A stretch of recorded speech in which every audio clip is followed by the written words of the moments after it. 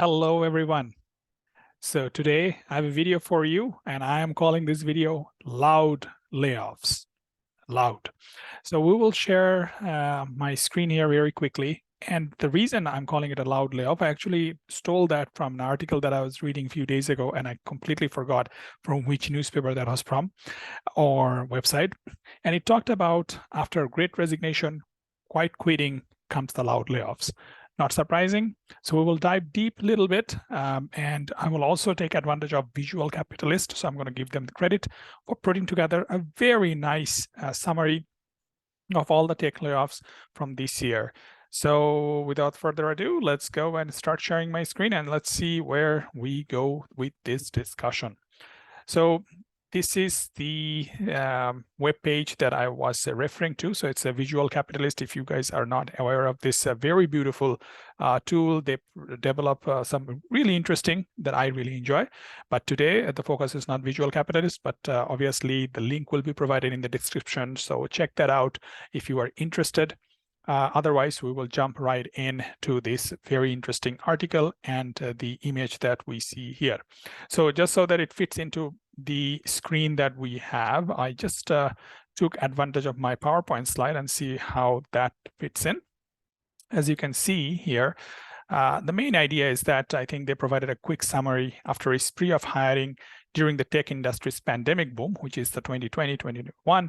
The industry is facing some tough choices. As you can see, from January it started out, and then as you can see by November, so many big companies as well as little smaller companies on the tech side ended up with some of the either hiring freeze or letting go people in this over the year. So in US alone, close to 90,000 workers at tech companies have now been let go over the course of this year. So how many more to come? Who knows? But I think the key to take away, in my humble opinion, is, as you can see, Peloton. Not a surprise, as you all know, many people started using Peloton and their equipment during the pandemic when working from home.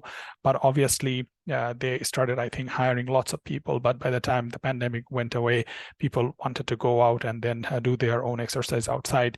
Obviously, things did not look that promising afterwards.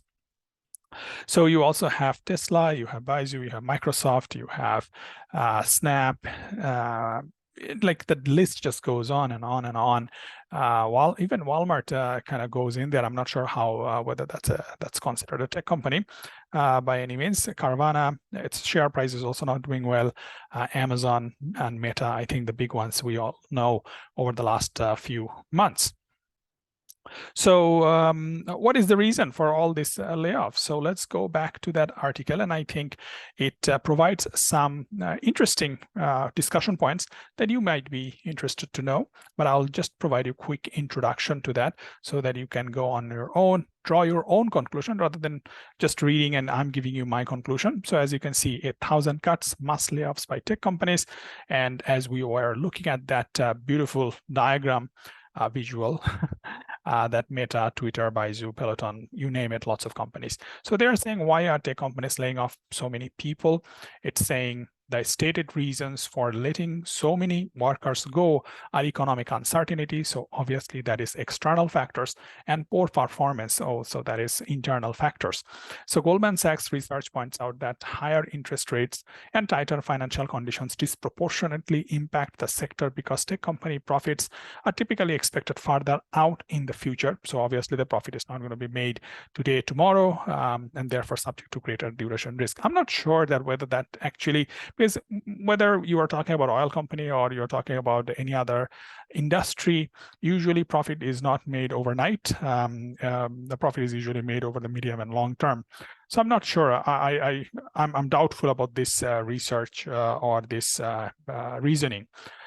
My personal reasoning, and you can draw your own reasoning, is that the tech companies grew too fast, too quickly over the pandemic, and they came to realization once the pandemic moved on that this is not sustainable.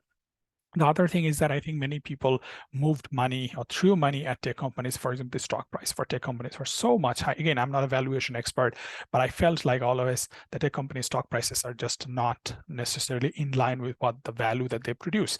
And that, talking about value, what do this job cut means for the economy? So let's talk about that. So at face value, widespread layoffs in the tech sector might appear to be a bad omen for the wider economy, especially given the outsized influence tech companies have on the markets. As we were just discussing, like your stock price is so high, so obviously you have a very outsized influence on the stock market. That's the market that they're referring to here. Now, the interesting part is, and I'm not going to read through all those lines, but first off, tech jobs only account for less than 3% of total employment in US. So as well, tech workers who have lost their jobs have a high likelihood of securing a new job in short order. So between the two, so those two facts, I think, makes a little more sense in my own head, is that number one, the tech population is very small. And as a result, even if you lay off like thousands of people, as we have seen in this diagram, which is like 90,000 people in the US, it is very small proportion of actual people working. Like you have, like it's not that big of a sector. The second thing is that you do not have necessarily the same impact for other sectors where lots of thousands and hundreds and thousands of people are working.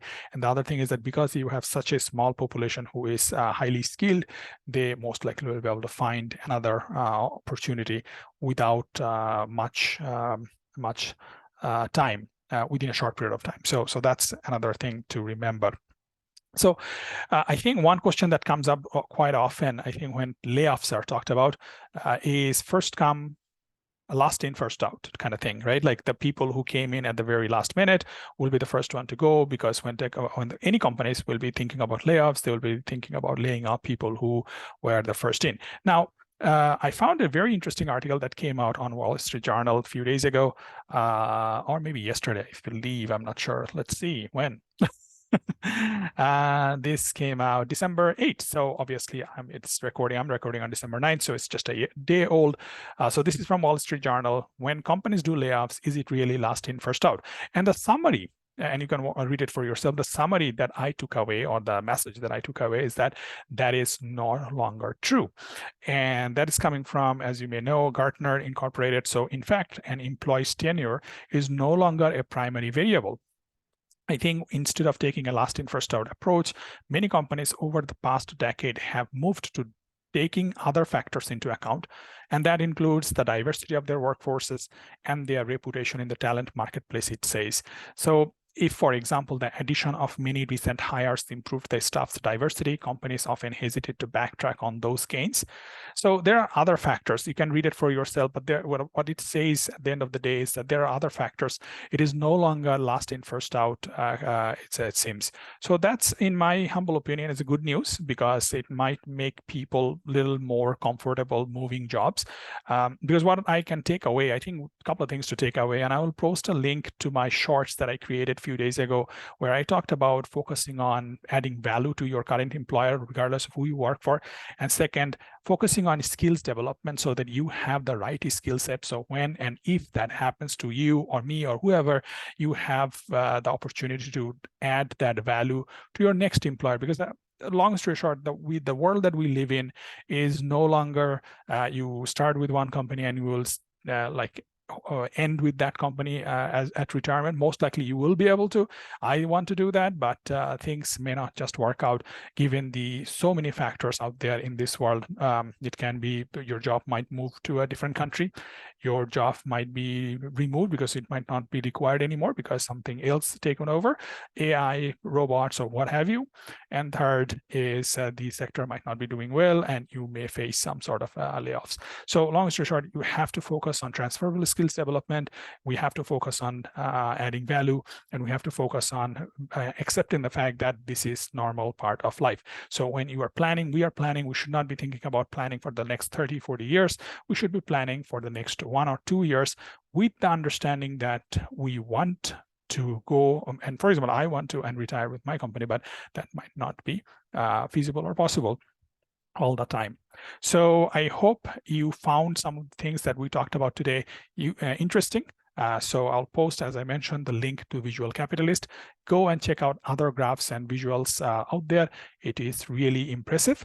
And post your comments, your thoughts about tech layoffs, because it's not only tech layoffs, it's the layoff. When people are laid off, I don't think it's fun. I personally haven't experienced it myself and don't want to experience it myself, but I don't think it's fun. People have family, they have life, they have livelihood, and they also enjoy. I'm sure that people enjoy what I do. I enjoy. So I don't wish that to happen to anybody, but seems like that is the reality that we are living in today's world.